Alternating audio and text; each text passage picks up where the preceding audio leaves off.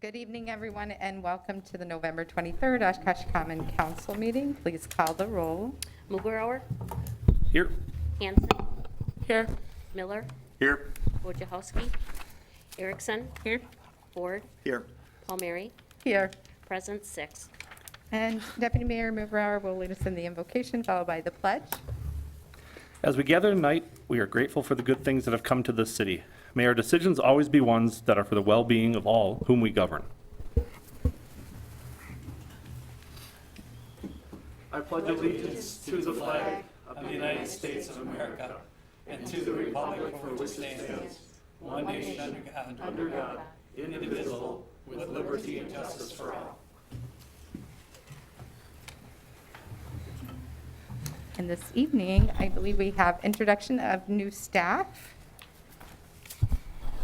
That will be Mr. Robbie, who is just back Oh, in the nick Mr. of time Robbie, to be- we're right here at the point where you're introducing a new staff member. Sorry about that.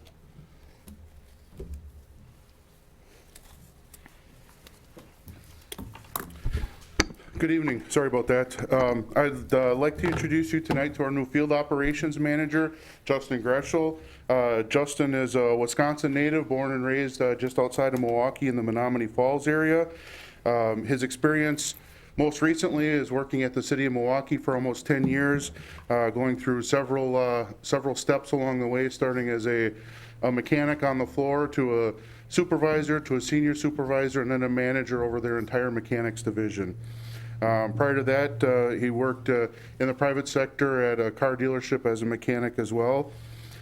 Justin indicates as being a family-oriented person with with a wife and a couple of children, and really excited to have him on board over at Field Operations and help us move things forward over in that area. So I'd like to introduce you to Justin tonight, and Justin, if you have anything you'd like to add. Just want to say I'm very grateful and excited to be here. Looking forward to serving the citizens of Oshkosh. Welcome. Welcome. Welcome aboard. Thank you. All right, next we have citizen statements to council. Do we have anyone registered? We do not have anybody registered. And we have a public hearing, Resolution 21560, approve final resolution for partial right-of-way vacation of the west side of South Main Street between West 8th and West 9th Avenues. Plan Commission recommends approval. Is there anyone wishing to speak on the public hearing? And a second reading of the public hearing, 21560, approve final resolution for partial right-of-way vacation. Third and final reading, 21560, approve final resolution for partial right-of-way vacation. Motion and second, please. So moved. Second. Discussion? Please call the roll. Mugrower, Aye. Hanson. Aye. Miller, Aye. Erickson, Aye. Ford, Aye. Palmieri, Aye. carried 6. Next, we have public comment on agenda items. Is there anyone registered for public comment on the agenda? I have no one registered. Thank you. And consent agenda. Take a motion and a second. Can we just have the chief come up and talk about 21562 for a little bit?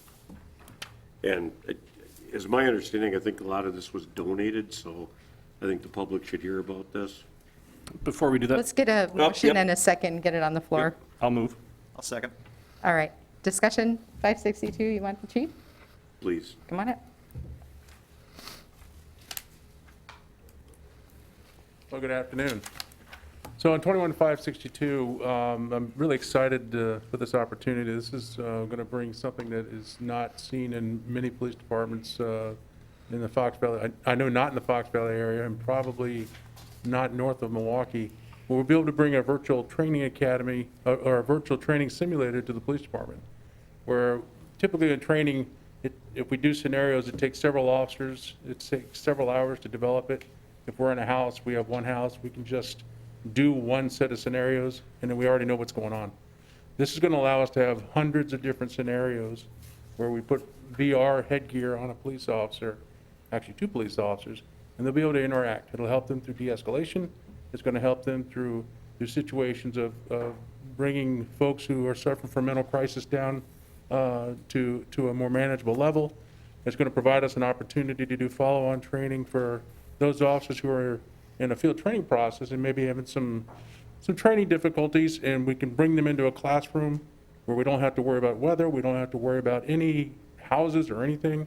We can don them with scenario gear, and we're able to interact with them during the scenario to prompt them to do the right way of interacting with citizens. It's a great piece of equipment. It really goes in line with our generation of police officers now. It's kind of like a big video game, but the officers will be fully immersed within the virtual environment. And this is all funded specifically by donors. This is non-taxpayer funding for this. I'm really excited about that. Any other questions on that item? No, you know what? So to those donors, whoever they may be, big appreciation. Just another step forward for the OPD, for everything you guys do and all the training and certifications and things like that. But another tool and a very unique one. Yes. For OPD. So big thanks to them and good for you guys. Congratulations. Thank you. Thank you. Are there any other items on the agenda folks want to discuss? All right, please call the roll on the consent agenda. Mugrower, Aye. Hanson, Aye. Miller, Aye. Erickson, Aye. Ford, Aye. Palmieri, Aye. carried 6. We'll move now to new ordinances, number 21578. There will be no action on these 3 new ordinances as a first reading.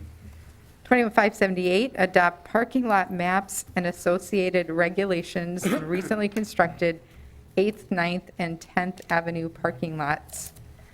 Let's see here. Who's here that could? Mr. Collins isn't here. I'm covering for him tonight. Oh, okay.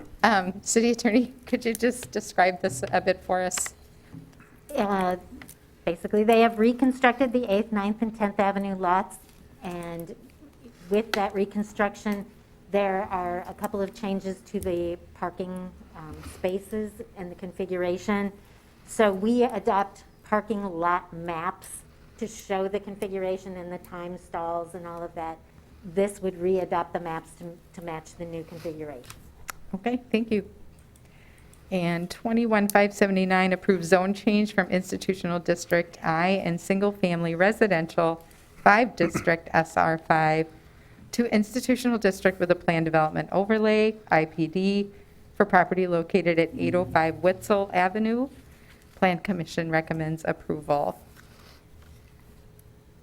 And 21580, approve zone change from institutional district I and single-family residential 9 district SR9 to institutional district with a plan development overlay, IPD, for property located at the southeast corner of Jackson Street and West Nevada Avenue.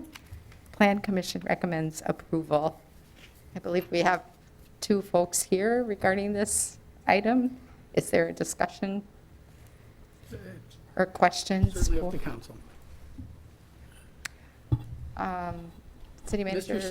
Mr. Slesarek is here. Ms. Nyforth and Mr. Lyons aren't here this evening, but Mr. Slesarek, this is one of his projects. So Okay. as staff, we have somebody here if there are any questions, and representatives of, I believe, Bray are here.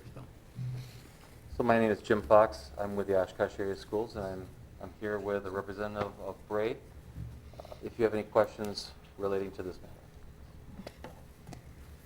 Mr. Slesarek, would you just give us a summary of what this entails, the zone change purpose? The zone change is to give consistent zoning to the new site for the middle school. It's 2 parcels that are currently owned and used by the school district, and then I believe 5 parcels that are residentially zoned. So to give that consistent institutional zoning with a plan development overlay, and that plan development overlay will allow for some flexibility to meet the needs of the site. Yes, plan development, we use that quite frequently. So thank you for that. Councilmember Miller. Thanks, Mayor. just for everybody, have we given all the neighbors sufficient notice? Sometimes it kind of falls through the cracks and everything, you know, that they're not aware of this. So I just want to triple check that we're letting the neighbors know what's up and everything. And Yes, we've had community meetings at Merrill with the neighbors. They were also present during the planning commission meeting for comments. perfect. All right, that's all I got. Thanks, guys. And I believe there were some citizens who actually gave some input during those and maybe some concept renderings and suggestions of some items. Is that? Yeah, I would say it's fairly accurate. I mean, through the process of referendum and throughout our communication, there's been a lot of input, as you might well imagine, on how the building could look, how it could function. So we're always still listening. There's still pieces that need to be put together for future use, but the community, the community surrounding that school is critically important to us. Well, thank you. Again, this is the first meeting. There'll be no action this evening, and this will come back to us at our next council meeting. Thank you so much. Oh, I'm sorry, Councilmember Ford. Yeah, just since we're talking about it, when this went through Plan Commission, there was one resident who was not happy with the design. It was the resident whose house is literally surrounded by the school. So I could understand, right? I think I could understand why they were not happy with it.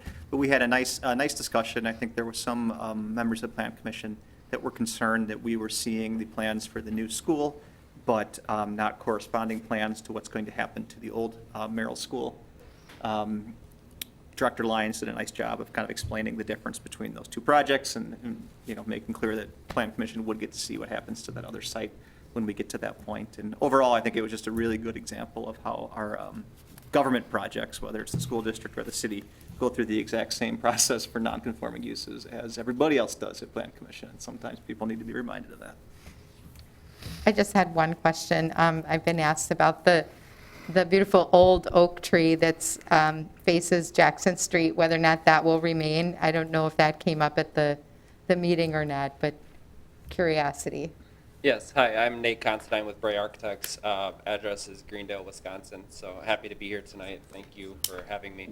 Regarding the large tree adjacent to Jackson Street, unfortunately, due to the size of the building, the tree will come down.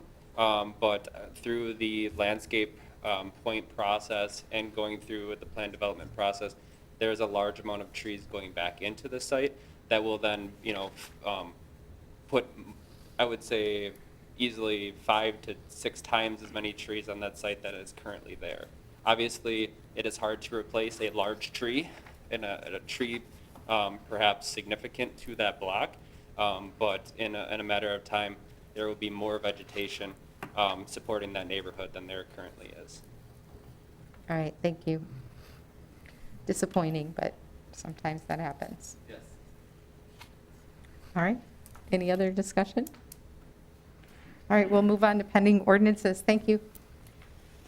21-581, approve zone change from institutional district I to single-family residential 5, SR5, for property located at 330-338 North Eagle Street. Plan Commission recommends approval. Do we have a motion and a second? So moved. Second.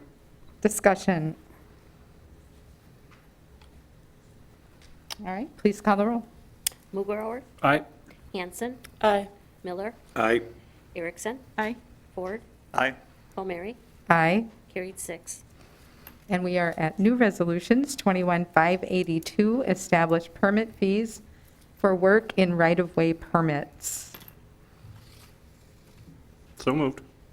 Second. Discussion on permit fees for work in right-of-way.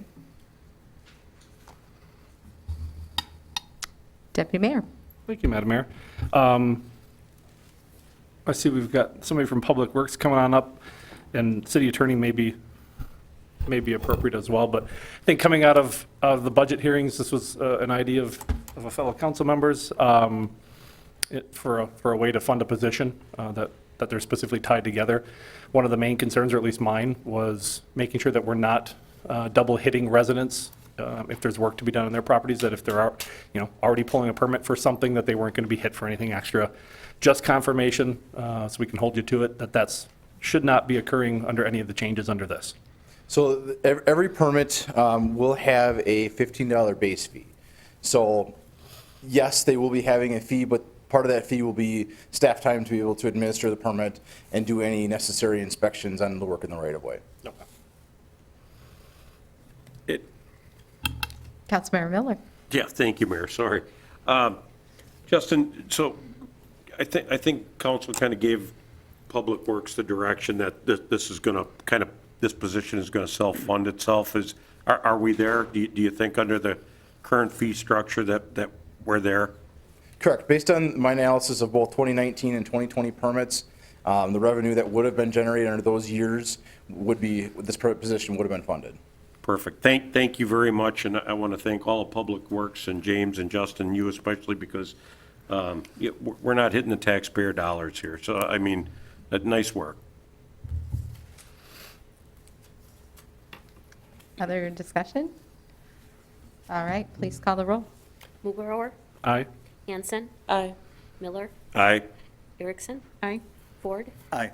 Palmieri, Aye. carried 6. Resolution 21-583, appropriate American Rescue, holy buckets.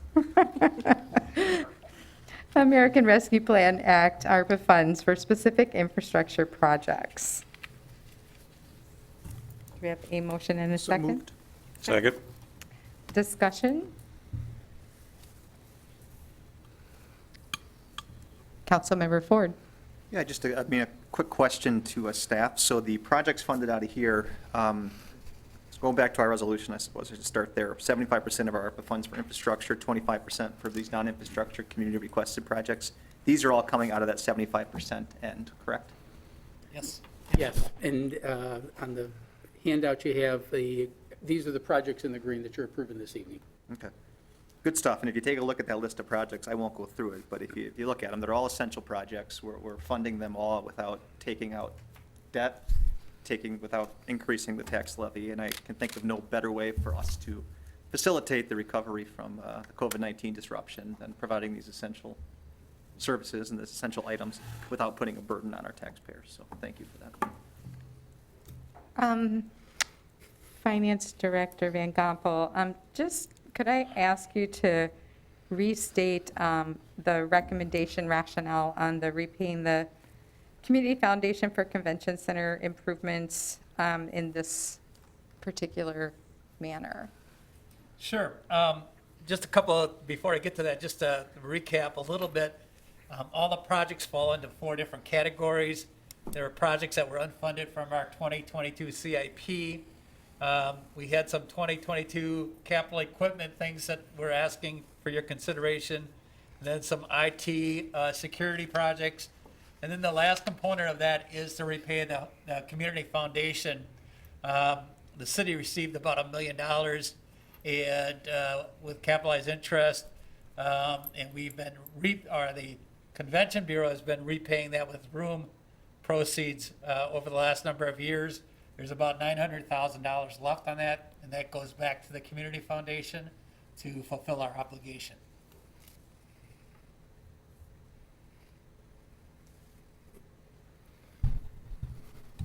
Deputy Mayor? Thank you, Madam Mayor.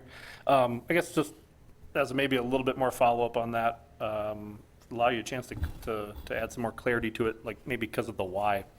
One of the things under ARPA is to recoup, direct loss that this city has incurred because of the pandemic.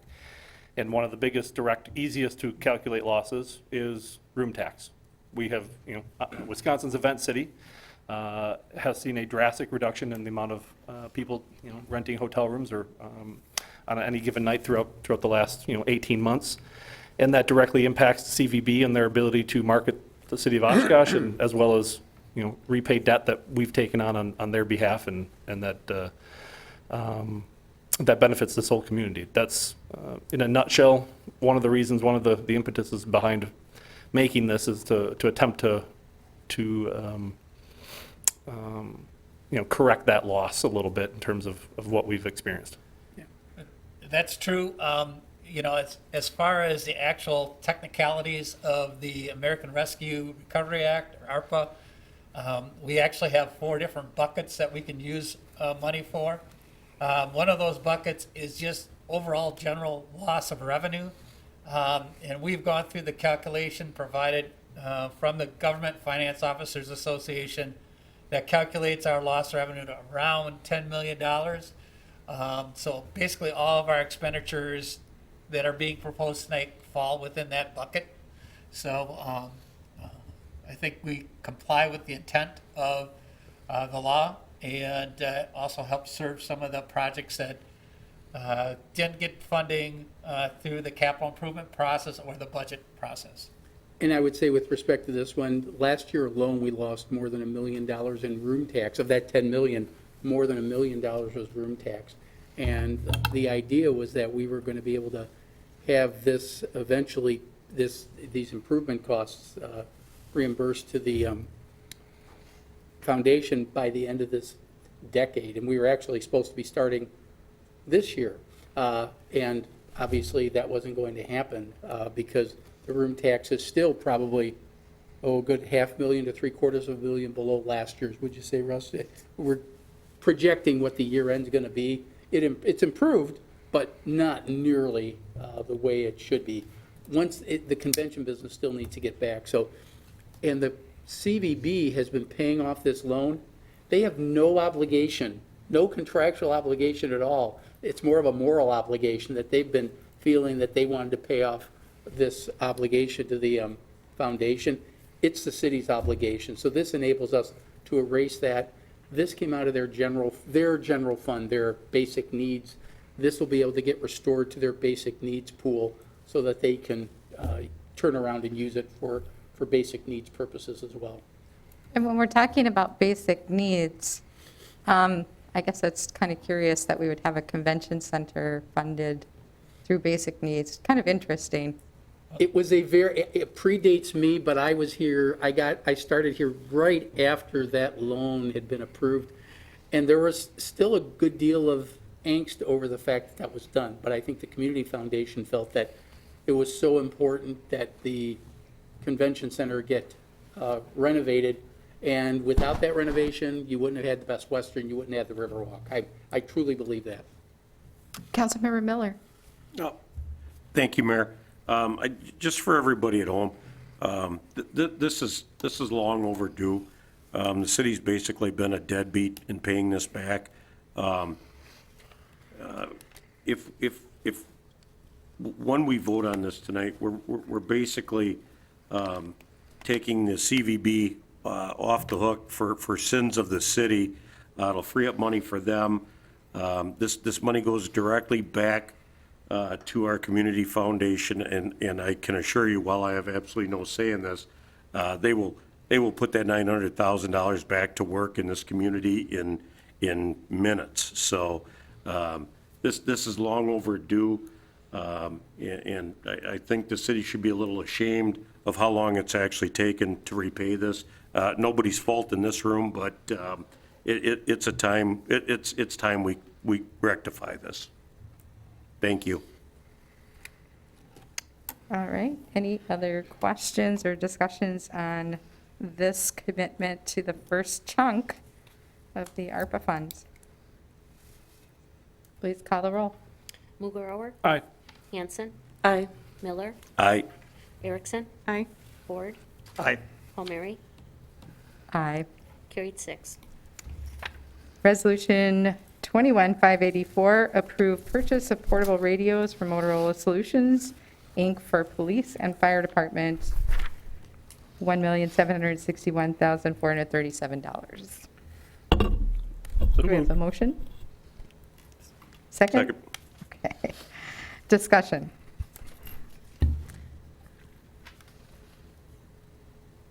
Please call the roll. Mugrower, Aye. Hanson, Aye.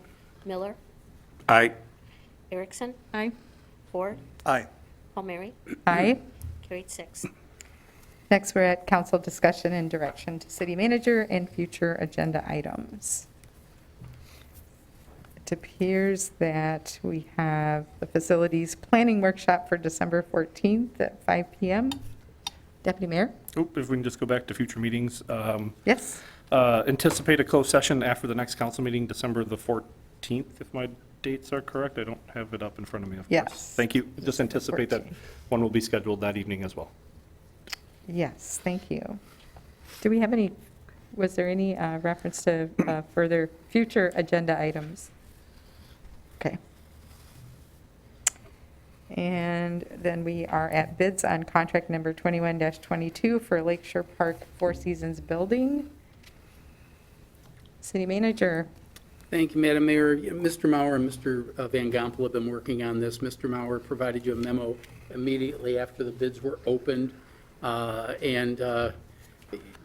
Nobody likes this type of news, but when the price of steel has gone up over 50% in the last few months, the bids came in at $3.8 million, but then that bid was rejected. So because they'd made a clerical error and they asked that it be removed, we allowed that.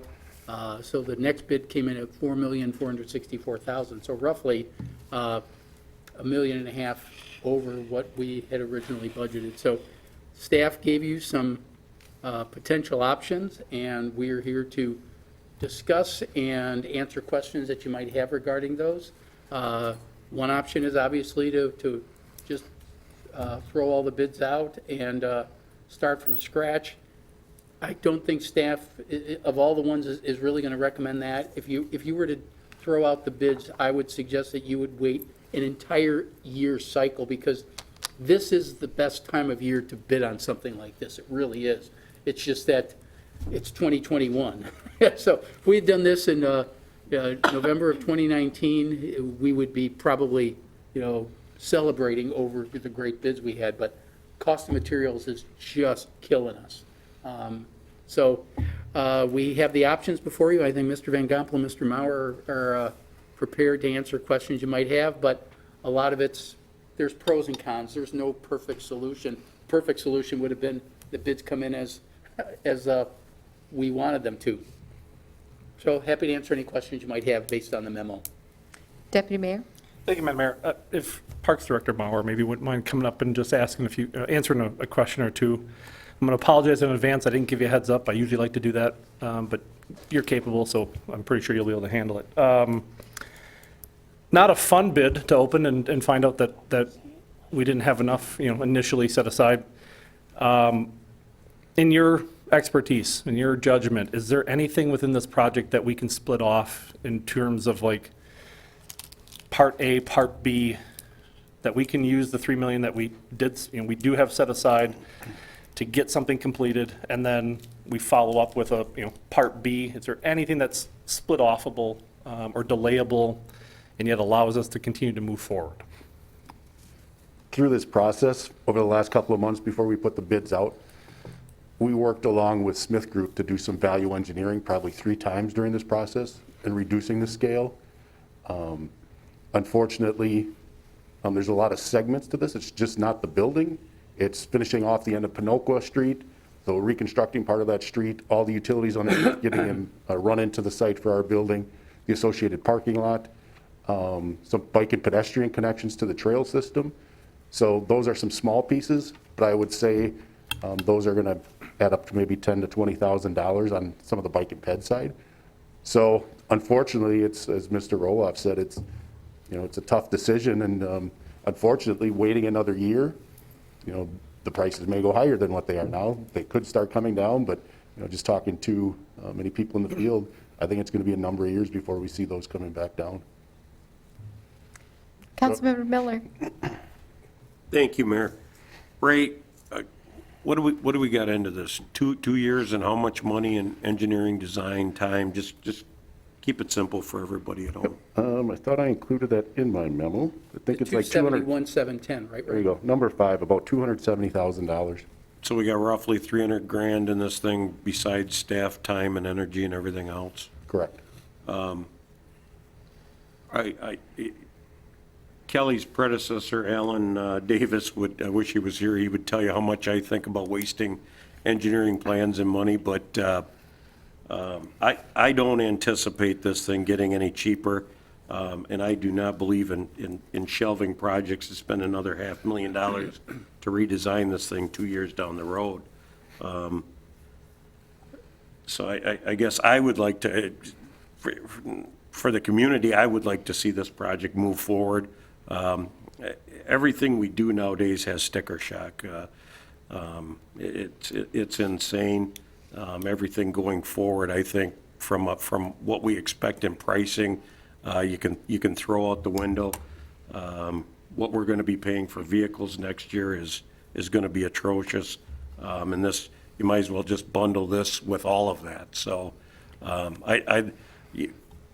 we've invested in this park, and I want to continue to invest in this park. And this is one of those things, 100 years from now, people are going to look at this and say, hey, maybe that was a good use of our ARPA funds or something like that. So, Yeah, Mayor, if I can, I want to go back to Councilmember Mugrauer's point. One thing that, if we do move forward with the next low bid, I already had conversations with Smith Group on some things that stood out to them on some of their bid numbers that maybe we can sit down with them, take a look at where their bid came in and some areas that their estimator feels that there might be some overruns or some costs that could be potentially saved. I can't speak to what that dollar amount is, but we'll definitely take a look at that if that's the direction council gives us. Appreciate it. Councilmember Ford. Yeah, just real quick, I mean, I think it's more than a sunk cost. I think it was a promise we made to the community when we, when we took the necessary steps to retain Oshkosh Corporation, but part of that was we were going to open up this public space that used to be, as much as we love the golf course, was not necessarily public park space. So I do think that we have a promise to the community that we need to keep, and full faith in Russ and everybody else over at that end of the table to find a fiscally responsible way to get it done. You know, this is a really difficult one because this is such an exciting project, and it's like the next big piece of that puzzle over there. And, you know, being on the Parks Board and how much time the Parks Board spent on it, not including all of the staff time and the plans, it's very disappointing that we're going to have to make some priority decisions here on whether or not to increase debt or whatever financial considerations we have to make this happen. But I do wonder if it is a need. I know that part of that building was another venue that we wanted to add to our assets, as well as the public for season use. So this is a really difficult thing to consider, especially if that's happening with this small of a project. And then we're also looking at the Parks building and other things too, that we may end up having similar things come back that are sticker shock, is the simplest way it's put. Deputy Mayor. Thank you, Madam Mayor. So, and I agree with everything that's been said so far. We did make a promise, you know, previous council did, and we've affirmed it ourselves, and we do need to follow through with that, as well as be responsible with the funds we spent, as well as funds into the future. Decisions aren't easy, and that's why we're here, and that's why we're here. But I have a couple concerns, and I guess a question for council. One, and my biggest concern, we made it a priority to support city staff as well as operations to build a new parks facility. That bid is gonna look similar. There's no two ways about it. I can't predict the future, but that thing isn't coming in at budget. And so when they come back with that in a little while, we're gonna have the same decision to make. Now, two different ways to support the community and two different ways to invest in the community. The two ways that this council has said that we're gonna invest in this community, how are we going to be able to do both? Because that one is a biggie as well. So I would like you to just consider that as you're making a decision or a recommendation or just a decision internally on how to best move forward with this one, that we have that project that is in the pipeline, is a big project, and we committed to doing it, and to make sure that that is fully funded as well. I'll go on record right now saying that is more important to me than the park shelter at Lakeshore Golf Course. Doesn't mean that I don't want to build the new park shelter. I think it's important, and I think we should build it, and I want to build it. But if you're going to tell me to choose between using general fund cash reserves or ARPA funds, and you're going to tell me I've got to choose between those two projects, it's an easy decision for me to say it's the parks building over the shelter. So I think that should be something that is considered when you're going through whatever your thought process is, in my opinion. So with that, I guess, council, we've heard a couple at least that said, we should move forward. How? Because city staff's giving you the options. It's ARPA, it's cash reserves, it's additional debt. I don't know the implications of attempting to amend the CIP and additional debt. I don't know that I want to suggest it, but I think I just did. All those are options available to us if moving forward is something you want to do. So with that, I turn it back. Thank you. Councilmember Ford. Well, I guess my question to the city staff is, again, I mean, good points, Deputy Mayor Mugrauer, but my understanding was that this was not a case of them coming back and saying materials more than we expected. It was a case of they made a mistake in the bid, correct? The 3.8 million, yes. Yeah, One- Ray can probably explain that better than I can. Yeah, the bid was withdrawn. They requested to withdraw it from city staff. We met and took a look at the documentation and their information they provided us, and they omitted some numbers and miscalculated on another, which substantially reduced their bid. And so we requested that request to withdraw their bid. Okay. Had they accurately done it, it would have been in the ballpark of the other two, probably. Correct. So the cost of the project is higher than we set aside. And I guess specifically to the question you had asked, Deputy Mayor, I mean, I would want to see options from city staff. If we were to take out debt, what would that do to our debt limit? What would that, where would that sit in regards to our debt policy?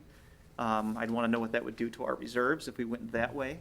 I mean, I'd be willing to buy an argument that there is and I've said this before, and I think the way I described it was almost a fiscally responsible dividend, that we have these reserves because we positioned ourselves well for contingencies. So the question is this one of those contingencies worth pursuing? So I guess in terms of the specific funding, I just would like to see options of what going different ways would do. Sure. I think we took a look at the potential of what would happen with option number 2, borrowing and,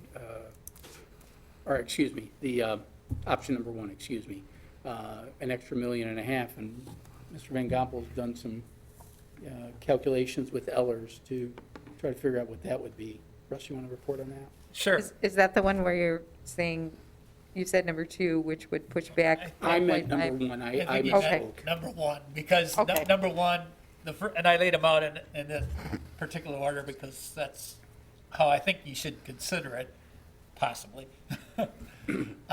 If you took on more debt, the direct implication of that is, an additional $1.5 million in debt would cost about $92,000 a year. And if you were to extrapolate that and add it to the tax rate, you're looking at about a 3 cents on the mill rate increase over the next 20 years. So that doesn't take into consideration, I think, Councilmember Ford's other question about how that does to our debt ratios, because we're just adding another million onto the 20 million that council already considered in the capital improvement planning process. The second option, just briefly so everybody knows where we're coming from, is to leave the debt issuance at $20 million. And if you were to include this as part of that funding, we'd have to find $1.5 million of previously approved projects to delay or postpone. And of course, that would be a whole set of other priorities that council would have to consider, because we've already identified projects as part of that $20 million debt issuance. So I was kind of presenting the options to you so that we could refine it and take a look a little bit closer at the numbers, but that's the direct impact on adding $1.5 million, but that doesn't take into consideration what that does for the debt ratios and the other things we talked about when we went to 20. Deputy Mayor? I apologize, I don't have my budget book with me. And so usually I remember this stuff, but Menominee Park Road going through Menominee Park that we added in that really wasn't on our radar before budget started. That was in there and that was approved? Yes. Yes, And that was $1 million? correct. 2 Yes. years at 500,000 each. Yes. Thank you. I was waiting for the long pause on that one purposely. Because it's $1 million that's in parks. If we wanted to reallocate and move a project around, that road needs to be done. However, there's $1 million that is grabbable. What does It's not shiny, but, and it needs to be done. And I know that was something that was kind of added into the process as we went through it and as it unfolded. Ray, how do you feel about that? I fully understand what Deputy Mayor is saying. It's a potentially a quick fix, but it's not a quick fix to the road that, as everybody is aware, needs repairing or reconstruction. We're already working with James and his staff on doing some of the preliminary plans for that. So the sooner we know that, the sooner we would have to withdraw some of those ideas, but completely understand. And wouldn't this kind of contradict what we talked about earlier, adding new before taking care of existing? I mean, for something that, yes, it's shiny, and yes, it's really a super cool project, but I'm not sure that I'd be willing to let the roads go beyond as a sacrifice. So what would the other options be? Do we have a list of what the other options or projects would be? Well, because I wasn't quite sure what direction or path council wanted to go down, I personally did a very rough draft to kind of create a list, but I'm not prepared to present that this evening. I need to talk to the city manager. Quite honestly, Bless it you. includes other departmental requests for other departments. And I think we ought to get some input on that before we make a presentation to council. But clearly, if your desire is to move forward with the project and keep our debt at $20 million, staff could come forward at the next meeting and give you a potential list for your consideration. I will just put this out there too, and this is in relation to what Deputy Mayor was talking about. Originally, the first draft showed 500,000 for the road in Menominee Park this coming year, and then 500 the next. It wasn't until we brought this together in this fashion where we put the two together for the 1 million for this year. So is it feasible to go back and divide that back out? Well, any option's feasible. It just depends on, what direction you want to take as far as planned debt issuance. But the current capital improvement plan includes $1 million for the Menominee Park Road reconstruction or the Pratt Road reconstruction, however you want to call it. In the $20 million potential issue that the plan was presented to you and that you approved, it included $1 million for that. But there's other projects on there too that. Right, I was might just be saying that in the worthy of- very beginning in the draft, it Right, was right. 2 years, $500,000 each year, and then later it got married up, so. Yep. if we Yeah, went back once to- we went from 15.6 to 20, that's when. That's when it rolled That's when we together. put it together. Because there's obviously efficiencies when you do it together, and that was, the thought was that we would take advantage of that. The other thing, and Ray hasn't mentioned it yet, but the bids were open on November 11th, so they're good through January 11th. Our next meeting is December 14th, and our meeting after that will be January 11th. So the bids would run out. Actually, Mark, the bids are open on November 9th. No, So excuse 60 me. days. Yeah. So our next meeting, we're going to need some direction on awarding the bids. And typically, we do that based on knowledge that we have the money to commit for it. And so that's the, if you want to call it urgency, that's the real urgency. And one last comment, Mr. Ford said something to the effect of our reserves. We did not have that in there. I'd be happy to look at that as another additional option. We probably have more projected with fund balance at the end of this year, but we didn't want to count those chickens before they were hatched. Councilmember Miller and then Ford. Thank you, Mayor. I think all the council members and the mayor have good suggestions to make this move forward. I think what staff is probably, and I'm reading in between the lines, so please don't let me speak on behalf of staff, but I think you're looking for us to say, find a way to get this done, and I think the mayor is throwing out maybe $500,000 of this, and Mike's got some ideas, Matt's got some ideas, Lindsay's got some ideas. If I'm hearing this right, I think we would like, Russ, you to start crunching numbers and come up with a plan for us. Is that accurate from everybody? I mean, I definitely want to see this move forward, and that's my opinion. Please all chime in here, so. So if I may, Councilmember Miller, from what I'm hearing right now is the desire to keep the debt issuance at $20 million and look at other potential projects Yeah. that you could consider, or ways of keeping it so that we're only issuing $20 million of debt. That is my opinion. That may not be my colleagues, but Okay. yes. I'm just trying to understand. Yep. Yes, yes. So I want to go to Mike, Councilmember Ford, and then Deputy Mayor.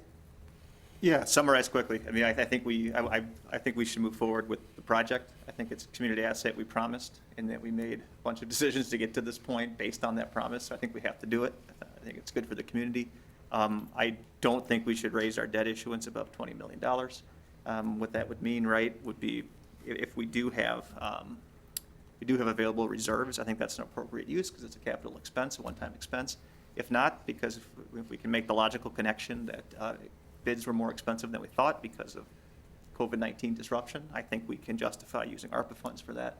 I think the third choice should be finding other projects, take them off the list, but that would be my preference. Agreed. As one man. And I kind of want a combination hybrid between 1 and 2. So I think we're kind of in that upper 3. I don't know, did anybody say anything about ARPA? No. No one has mentioned ARPA, but I guess what I would do in preparation for the 14th. Mike just did, but. Oh, okay. Well, we did. I mean, we put it on the paper, so, Right. you know, it's there on plate. I think what I'm also hearing is for the 14th, you may look at the different things that we propose. If we propose some projects that aren't palatable to you, you may throw that out as well. So I think we got to be flexible enough that this memo is still in play, and reserves may be an additional option, but we'll have to look at, because we don't have, we have not discussed that as an option, and I Well- suspect there's a reason it's not on the list. I purposely did not include that as an option. As finance director, my advice to you is looking at our fund balance. Again, a lot of it is anticipatory as far as results occurring out of the 2021 budget and spending that's occurring right now. So I did not feel comfortable, number one, coming up with any amount coming out of reserves for this particular project. That's just me giving you my recommendation. Obviously, you have the choices to make from a political standpoint and from a policy standpoint, and I certainly appreciate that. But that was the reason why I did not include it as one of the 5 options in the memo that I worked with Parks Director Maurer on. Can I ask how far out are we in seeing what the bids will actually be on the Parks building? Does it make sense for us to, I know there's a time crunch here, but does it make sense for us to look at this bigger picture to see what that is so that we kind of know how far stretched we're going to be on that? Sure. After we received these bids, that was one of my first phone calls, was to Cooney Architects And they are actually running numbers because they just opened a bid that was very similar in size to our project that came in at about $7 million. So what John from Cooney Architects is doing is he's reducing some of the contingency fund for our project to try to adjust for where they're seeing some of the cost increases. Right now, he said we're probably pushing the limit of our budget, and we intend to put that out for bids probably in the next 30 to 45 days. We have gone through the Plan Commission, received all the approvals, so we will know more probably shortly after the first of the year in the February. So to answer your question, according to John, we are pushing the limit on our budget based on what they're seeing material cost in the recent bid. Thank you. Deputy Mayor? Thank you, Madam Mayor. One last time, then I'll be quiet for most of the rest of the evening, I promise. I won't hold my breath. Did I say that? Yes, you did. That's all right. I earned it. I think it's important that we give staff clear direction. And to Councilmember Ford's point and Mr. Miller's point, that we do that.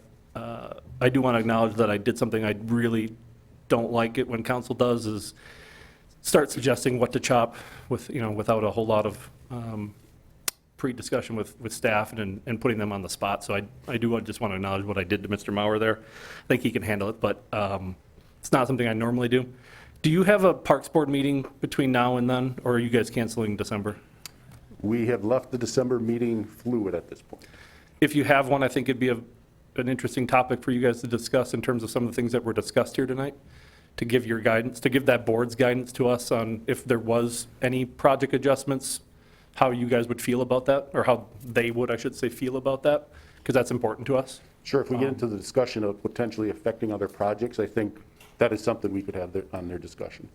In terms of guidance to city staff, I'm in near agreement with Mr. Ford in terms of, I would like this to move forward.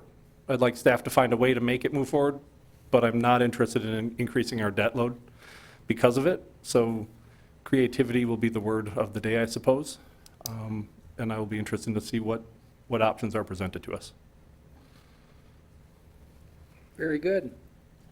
I don't know if any And- other council members who have. Just Mr. Mauer, we had that discussion this week, about having Parks Board weigh in on that. I guess, yeah, when we had our conversation, it was more around discussion on finding funding for the project that I think is up to this level. It's not for the Right. Advisory Parks Board. Sure. But now if we're talking about shifting and juggling projects or delaying some of those, Priorities, I think yeah. that is something the Parks Board should take a look at. Okay. Anyone else? Thank you for a very difficult discussion.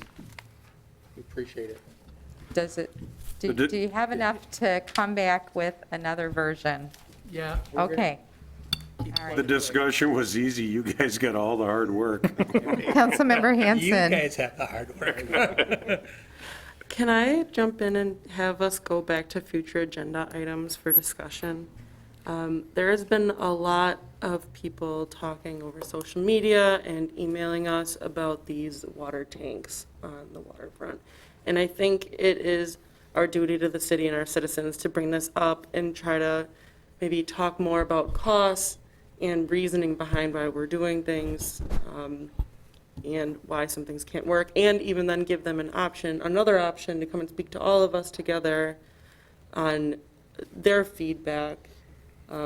I think it's necessary, and I think that we owe it to them, and a lot of them want to come and speak to us directly. So give them an option. I don't know where we would put Well, that. actually, we had that conversation previously, and city manager did say that there was a plan to have another public input session. I think We didn't have eventually a it's gonna- timeframe, though, It'll so have to come thanks for before the bringing that up. council.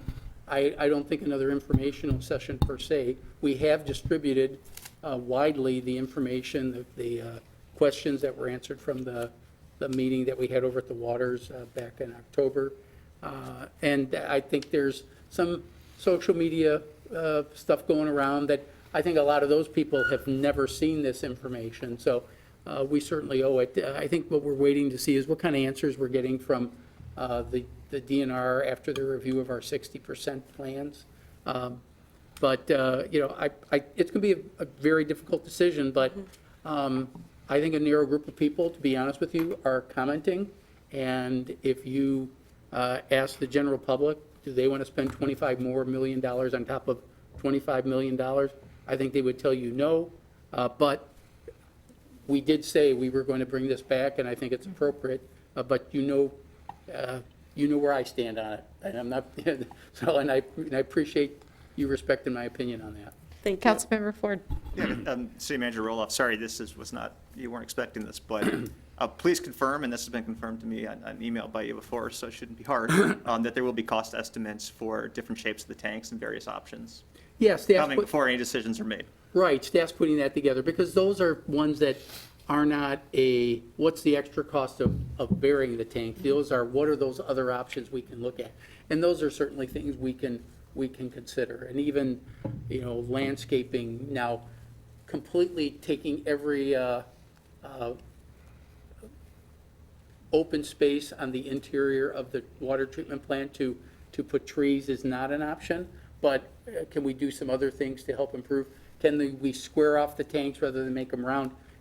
We've looked at those, and we're looking at those costs, and that's the type of stuff that I think will need to go before the council for you to evaluate.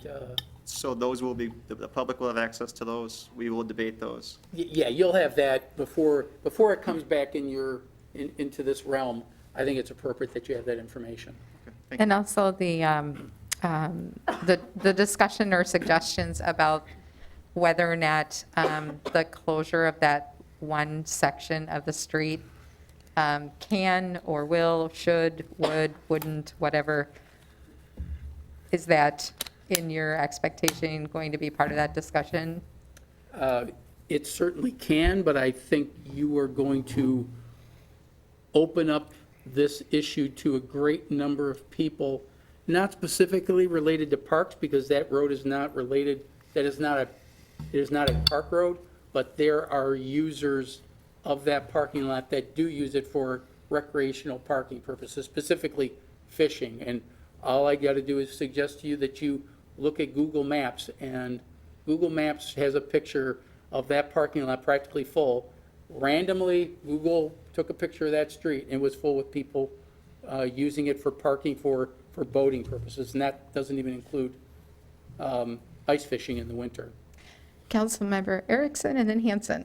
And I think you're aware of this too, but we've gotten questions about, why can't we even just move it to a completely new location? So obviously that's a very expensive option, but I think just being able to show the numbers of why is helpful. So I don't know if you're planning to. That's in the FAQs, and I would encourage everyone to go read those FAQs. Staff spent a great deal of time preparing those. Those were questions that were all raised at the meeting, and I know, Councilmember Hanson, you were there and saw those questions get raised. I think the FAQs, staff did a really good job of being as complete and as transparent as possible. But it comes down to, they're not going to be great to look at. We can do consider all these things, squaring off the tanks, additional landscaping, additional architectural features. We can look at all those, and I think that's an absolutely appropriate thing to do. And I guess back to Councilmember Hanson, I'm sorry to jump in, but I want to come back to what her request was, is, Get it on the agenda. let's get it on the agenda as a workshop. I just or- wanted this discussion that's happening right now to have a set space and time. Yeah, I would suggest that we wait until after the holidays. So I will kind of look and eyeball what dates, and I'll have to check with staff about when we think we're going to hear something from DNR on some things. And then we'll try to schedule something. We still have time. Thank you. Fortunately, we still have time. Thank you. I know that people are questioning it, and if we received 7 emails just before we came into our council meeting today, I just wanted to bring it up. Didn't want to have this long of a discussion over it, thinking we could put it somewhere else, but thank you everyone for your input and getting it on the table. Very good. Thank you. Thank the citizens for their suggestions. Them as well. Councilmember Ford. Can I prolong it real quick? Yeah. So just to be real direct, right? We just got an email today saying that should we even bother sending you any input because it's already been decided and we have no public voice. That certainly does not jive with everything I've been told and everything I've seen, going back to the first public hearing on this in 2017. But can you just reassure the public that I can they still assure have a you voice that I here? have gotten no specific direction from council on this, so All we have is a potential budget for it, but that's about it. I was afraid I slept through a meeting or something where a Yeah. decision was made, but the Same. Thank you. Thank you. All right, we are at councilmember announcements and statements. Do we have any reports from council members or statements? All right, then city manager announcements and statements. Thank you, Madam Mayor. There's a memo in your agenda packet regarding the cooperative purchase for our 2022 computers. Once the budget gets adopted, Mr. Newman gets on to make sure that we get the best prices available, plus the availability right now is a big deal, so we appreciate that he did that. I have the summary of the outstanding issues. Certainly happy to answer any questions you might have about that. And the COVID-19 update, I know it's going to distress everybody, but the mask order in City Hall is going to have to continue through December 31. The numbers are actually up. Chief Stanley and I have met regularly with the county health department, and the numbers are still in the very high category, but the length of time, I had an opportunity to participate in a conference call with Dr. Iman Andrabi, the CEO of Theta Care, and provided some information. Some of it's just related to Theta Care, but some of it's also related to our region. For example, there are no intensive care unit beds available in our region at this time. They are all full. Now, that's not all with COVID, but that's just, the bulk of them are COVID. 80% of the positive cases at Theta Care are unvaccinated individuals. So Dr. Andrabi's real message was, please, please, please encourage people to get vaccinated. That's going to be our quickest way out of this thing. There are some other things, but I won't get into those. But I just think it's so important that we encourage vaccinations, encourage masking, and so we have to lead that charge and continuing it through December. As uncomfortable as these darn things are, they do work. So I don't know, I mean, Chief Stanley hung around for this part of it, I believe, and I'm sure he'd be happy to answer any questions, but I think you've seen the information the county health is putting out, and the private health care providers are also putting out. Councilmember Miller? Thank you, Mayor. Mark, so the county didn't provide immunizations for the day-by-day, so these people were not immunized and we had to shut it down? Is that why? I don't know if they did or did not receive the vaccination. I was unable to confirm that, but a good, 40 to 50% of the guests currently going there came down with COVID in a matter of days. So they were they're being housed at a hotel temporarily until Monday. Day by day, we'll reopen on Monday. So I'm confused. What's the difference if they stay in a hotel or they stay by day? If they've been immunized? Hotel is, they are isolated. Separated, the ones who have it. They're separated, and COVID positive are in one hotel, in one section of a hotel. COVID negative are in another hotel, different sectioned off. So we don't know if they've been immunized or not, or if there's been any program down there to immunize their guests? No, okay. I don't have that information. It's just a question. No, it's a good question. I wish I knew the answer. Okay, thank you. I believe there was a very recent request for a vaccination pop-up clinic there. I don't know if that's actually going to happen but I know that they were doing testing on a regular basis according to the executive director. Yeah, I haven't spoken with Molly about that topic. I suppose one might consider not having a roof over your head, an underlying health condition that predisposes for some of those things, but I'm not a health expert. Yeah. But I would say with, if you use Dr. Andrabi's number from Theta Care, 80% of the positive cases are unvaccinated. So you can do the math. There's 15 people that were determined to be positive. So doing the math, 12 of them were unvaccinated if you want to follow that math. Thank you.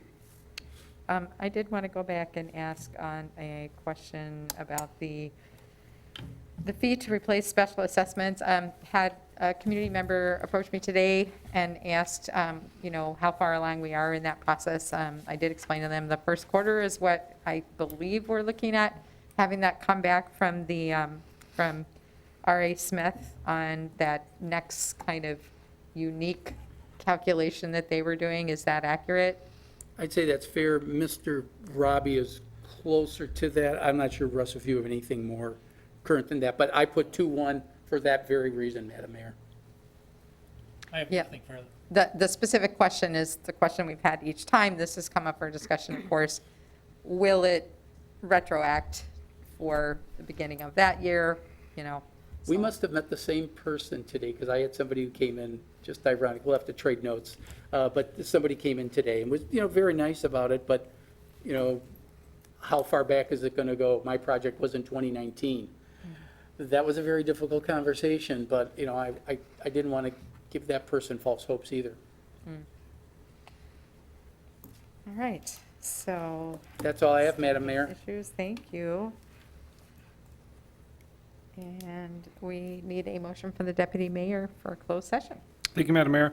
I move that following the adjournment of this meeting, the council may convene into closed session for discussion pursuant to Section 19.85, Parents 1, Parents C of the Wisconsin State Statutes, to discuss performance evaluation and compensation regarding the city manager, an employee over which the common council has jurisdiction and exercises responsibility. We need a second. Second. All right, all in favor? Roll, gotta take a Roll vote. call. Please call the roll. Muglauer, Aye. Hanson, Aye. Miller, Aye. Erickson, Aye. Ford, Aye. Palmieri, Aye. carried 6. Madam And- Mayor, you'll need another Yep. motion. Yes. Madam Mayor, I also move to suspend the rules and allow a council member to participate in closed session virtually this evening. Second? Any discussion on the motion? Please call the roll. Muglauer, Aye. Hanson, Aye. Miller, Aye. Erickson, Aye. Ford, Aye. Palmieri, Aye. carried 6. Motion to adjourn. All right. Do we have a second? Second? All in favor? Aye. Aye. Aye. We are adjourned. 5 minutes.